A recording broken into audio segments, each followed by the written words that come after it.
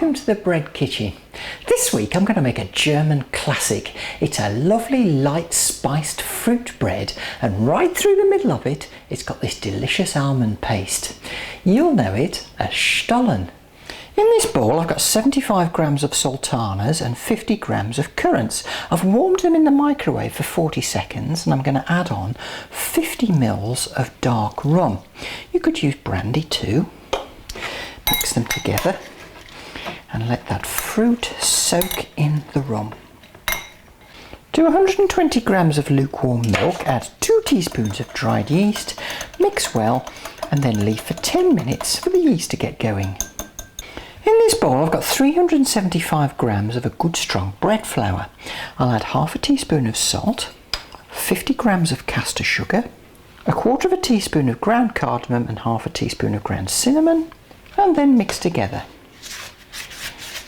Make a well in the centre, pour in the milk and yeast mix, and then gradually incorporate some flour from the sides to make a nice thick batter in the middle. That's looking quite nice. Now flick some flour across the batter from the sides, then cover and leave in a warm place for about 30 minutes. Now I'm going to make the filling for the Stollen, so I've got 115 grams of ground almonds. I'll add in 50 grams of caster sugar and 50 grams of icing or confectioner's sugar and mix well. I'll just make a little well in the middle.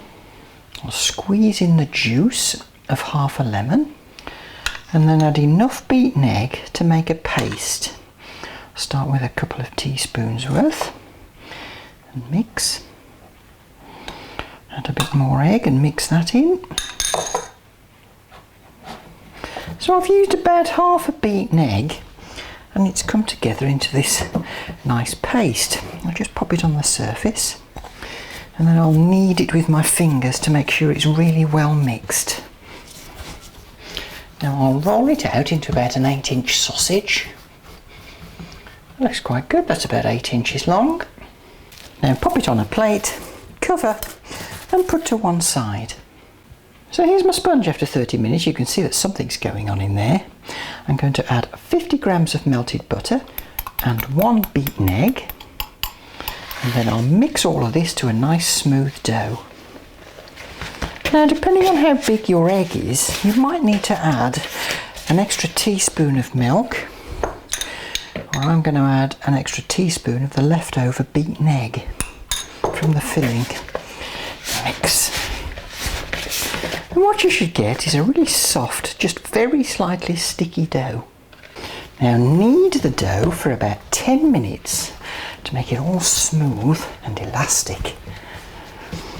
And after 10 minutes kneading, you should end up with this lovely soft and springy dough. Pop the dough in a lightly greased bowl, cover and then leave in a warm place until the dough has about doubled in size. Well, my dough is definitely ready for action. I'll just turn it out. Blump, it's like the blob. Knock it back to get the gas out. Now I'll add on my soaked sultanas and currants, together with 50 grams of mixed candied peel and 50 grams of coarsely chopped whole blanch almonds. Then I'll try and roll this all up. And then knead gently to distribute all those fruits and nuts throughout the dough. You might find yourself kind of squelching the dough like this, don't worry if you are. It easily sucks up all the fruit and nuts that spill out. So here's the dough. It is a little bit sticky. Now flour the surface really well.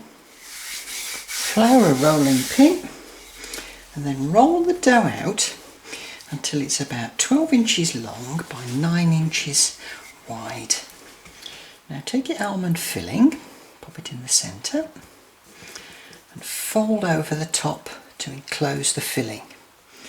Now the top shouldn't completely cover the base, there should be a little bit of a gap there. That's looking good. I've put the unbaked Stollen on a lightly greased baking tray. I'm going to pop it inside a large plastic bag and then leave it in a warm place for about an hour to prove. It's now ready to bake, so I'll bake at 180 fan oven, 200 normal oven for about 25 to 30 minutes. Once it's baked, it'll be this lovely dark colour and this really cute shape. To finish, brush with melted butter and leave to cool.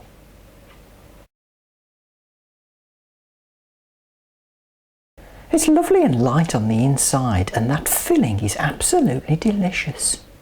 Now, you don't have to soak the fruit in rum if you don't want to. You could soak it in a nice strong tea instead. And some people even ice their Stollen, but for me personally, I think that's going a bit too far. I hope you enjoy making your Stollen, and do join me next time in the bread kitchen.